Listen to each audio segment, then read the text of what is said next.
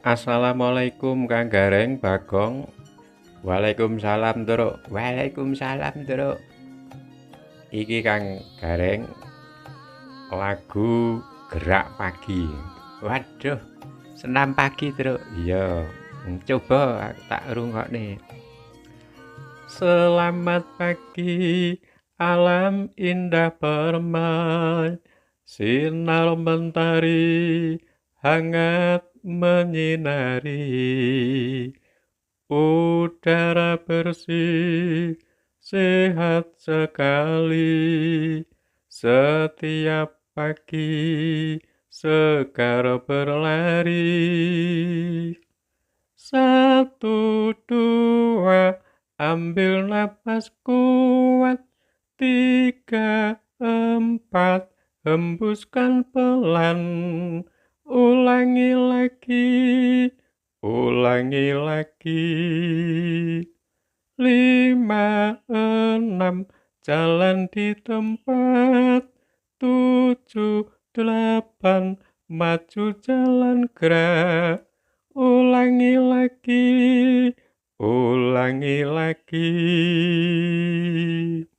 Waduh, Petruk senam pagi. Iya ya iki dienggo senam pagi apik ya, Gong. Wah, jan ya cocok iki, Truk. Wah, lek selamat pagi. Iya, Gong. Kowe esuk-esuk kae. Alam indah permai. Waduh. Ayo ki biasane ngono nek nganggit alam ki mesti sing apik-apik ngono kae. Mongko indah ki karo permai ki meh mirip lho. Kuwi jenenge rangkaian kata sing indah iki kadang didobel-dobel kok. Ngono Truk. Ha iya. Sinar mentari hangat menyinari. Iki coba kowe mbayangke nek esuk kok. Srengenge lagi metu anget nih. Mau iki kademen bengi. Iya ya, apa meneh nek nggon pucuk gunung. Wah iya, mula akeh para sing do mendaki gunung kae lak sing digoleki iki mentari hangat menyinari iki wah.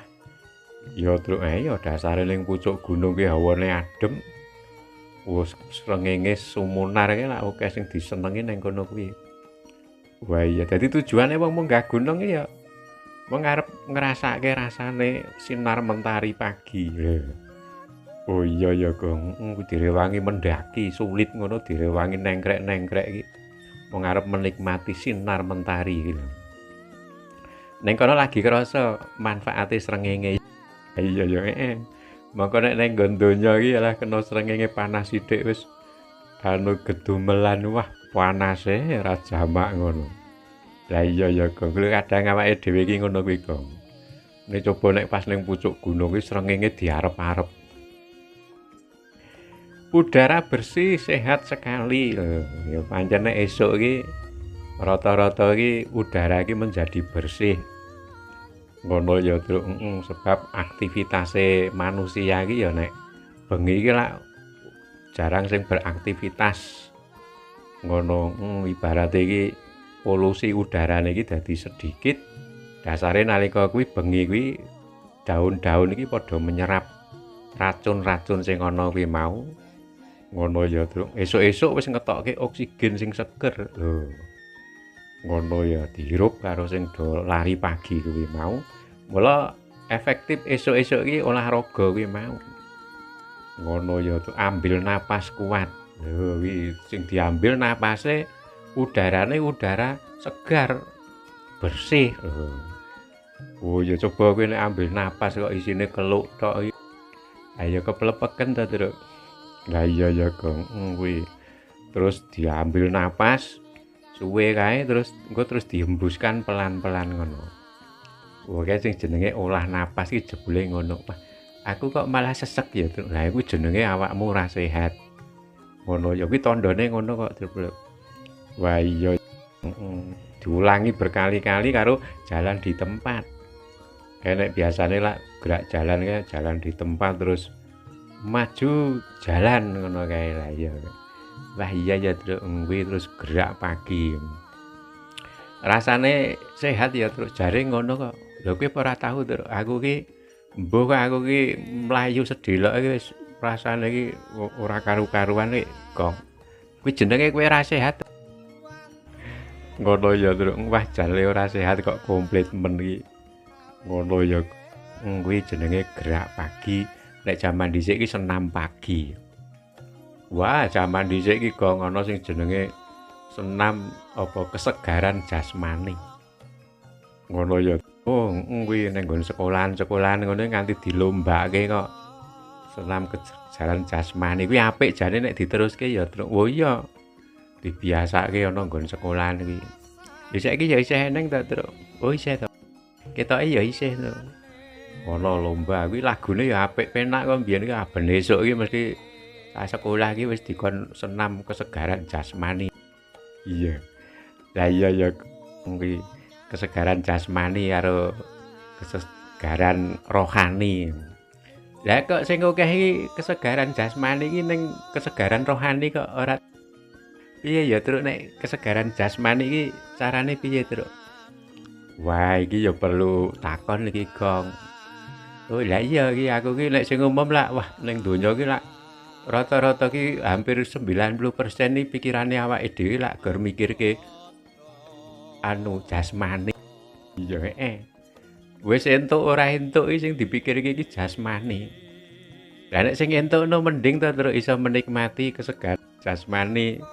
Kebutuhane ngraga iso kecukup lah nek sing ora kecukup iki lah iya ya kok gur mikir ning ora entuk iki lak ngelu ning lah iki terus aku kok kepikiran ndak terus kesegaran rohani iki manggone ning endi kok ora patek digalak iya utawa iki kok iki awake dhewe yo iki perlu mempelajari iki lah iya ya Truk lah iya lah ya ngono to Kang Gareng. Lah iya le aku jane ya mikir kok ana awit biyen kok mung sing diketengenke awake dhewe mung materi, jasmani, raga ya Gong, benda ngono rohani iki nganti ora ketengen iki lho Gong.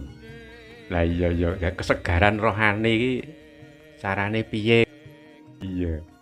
Lah saiki piye Truk? Ha iki jebule iki bareng diutak-atik awake dhewe sinau diparingi pelajaran sok ngaji ngrungokke para ulama iki jebule iki ayo Truk senam rohani utawa gerak senam kesegaran rohani iki jebule ya esuk-esuk oh ngono iya jebule esuk-esuk apa kuliah subuh ya lah iya ya Truk lah iya luwih esuk malahan ngono ya Gong wis jam 4 wis setengah 5 kae malah wis gerak senam kesegaran jasmani karo kesegaran rohani loro-lorone. Lho salat subuh oh iya ya Truk ya. Salat subuh ke lak kesegaran jasmani karo kesegaran rohani. Kesegaran jasmanine salat ke jebule ya ndadekke sehat nek manut ahli kesehatan ke ketoke gerakane mung sepele ning ke membawa kesehatan sing gedhe manfaate lho. Ngono Truk ya kanggo kesehataning raga ya karo kesehataning otak. Ngono nggon ketentraman iki manggon ning otak. Sujud iki. Oh iya ya Gong. Kuwi. Wah, sijine ning kono lak ya kuwi kesegaran rohani ning kono ana pelajaran. Kayak panjenengane imam ke sing maca Quran, makmum ki dadi murid. Kuwi kesegaran rohani diwulang pelajaran saka Gusti Allah lewat panjenengane imam sing maca pelajarane awake dhewe mamane dadi makmum padha karo dadi murite dikeki pelajaran saben dina lewat salat iya ya Truk ning nek ngerti karepe iya lah mongko awake dhewe iki basa Arab ora mudeng ya Truk lah ya iki PR tumraping awake dhewe iki jane kuwi Gong pekerjaan rumah sing kudune mulai diwiwiti iki awake dhewe kudu nek anu sekolah iki ya kudune manut karo gurune to, Truk. Ngono tegese piye? Lah tegese iki nek awake dhewe iki sekolah mongko ning nggon sekolahan kono iki pelajarane kanggo pengantare iki kanggo basa Arab iki ya awake dhewe ya kudu iso basa Arab. Supaya iso mengikuti pelajarane. Oh, jane ngono ya, Gong. Lho lak ya ngono to. Wah, iya ya. Mula awake dhewe iki selama iki ning nggon salat iki kadang sing ning kono terjadi belajar mengajar iki tidak terjadi mergo awake dhewe ora ngerti bahasane. Tegese nek ora ngerti bahasane sing di ngerteni ya mung kuwi tok. Ngono luwe-luwe panjenengane imam. Imam ki mesti sing diwaca ya gor sing kuwi. Pelajarane ora ganti-ganti ya kok. Awake dhewe barang ya ngono nek salat iki mung kulhu. Mongko kulhu iki wis nganti apil kae. Sijine apal ki ya artine ki ya ora ketang sithik ya wis ngerti. Lah mongko pelajarane Gusti Allah ki ora mung kulhu. Lah iya Truk, ayo. Pelajarane iki akeh. Oh iya, lah kudune iki piye Truk? Lho kudune nek manut sing Kanjeng Nabi mbiyen iki nalika Kanjeng Nabi mulangke iki sing diwaca ki Al-Qur'an komplit. Tegese jamaah iki engko dina iki salat iki pelajarane ngene, engko sesuk ganti ngene, sesuk sing diulangke ngene iki gonta-ganti. Oh ngono. Ha kuwi nek syaraté nek awake dhewe ngerti bahasane. Oh iya, wah lah berarti kudu sinau. Lho iya. Oh lah wis iso Truk lah urung. Iya. Wah iya ki apik nek umpamane dikompake ngono belajar bahasa Arab ya Truk. Oh iya supaya nek salat ki ngerti karepe sing diwaca karo panjenengane imam kae. Ngono ya Truk. Dadi engko nek perlu malah iso maca Quran iki komplit Truk. Dina iki diulang pelajaran bab iki, sesuk bab iki, bab kae. Lho, dadi mulih salat ki awake dhewe entuk pelajaran. Ngono ya, Gong. Lho ki jane nek sistem belajar mengajar iki jane wis dituntuni Kanjeng Nabi iki ya lewat salat kuwi, Gong. Nganti digawe dening Gusti Allah ki suasanane salat digawe suasana sing ideal untuk belajar. Digawe suasana sing tertib, tenang. Coba golek ketenangane nalika wong sinau iki nek dibandingi karo wong salat lak suasanane ya Truk nyaman ideal nek salat. Ora ana wong gojek, ora ana wong cekikikan ya Gong. Kuwi nek ideal nggo transfer ilmu ki lak sangat ideal. Ning memang jane ngono kuwi nek manut pendidikane salat ki termasuk ana proses belajar mengajar ki maksude ning kono kuwi Gong. Ngono ya Truk. Wah iki pamane iso diwujudke no apik ya Truk. Oh apik tenan iki pamane diwujudke iki anu latihan basa Arab ta Truk. Oh iya ya. Carane piye Truk? Ayo wis pokoke ayo sedina iki sinau basa Arab iki nglumpukke perbendaraan kata iki sedina siji. Iya. Sedina loro ngono kuwi wis sak mampune. Suwe-suwe lak nglumpuk iso ngerti basa Arab. Oh, terus diturunke turun temurun. Akhirnya kebiasaan ning nggon masjid iki wis kaya-kaya iki bahasa Arab menjadi apa Gong pelajaran wajib. Ya sak mampune ora usah dioyo-oyo ya Gong. Sak tekane wong ora dibatasi nganggo wektu kok. Wah asik ya. Iso nikmat ngono kuwi kowe wis iso pira kowe apalanmu. Oh ngono ya Tuk wis ngapalke basa Arab. Wah hebat ya Truk. Wah kuwi pamane iso terjadi ngono. Akhirnya proses belajar mengajar di dalam salat iki terwujud Truk. Oh ngono. Iki wah pengalaman awake dhewe sing ora ngerti ya. Awake dhewe biasane nek salat lak ya mangkat salat mulih ya wis biasa wae kaya ora entuk pelajaran apa-apa. Beda zaman Nabi basa Arab jamaahe basa Arab.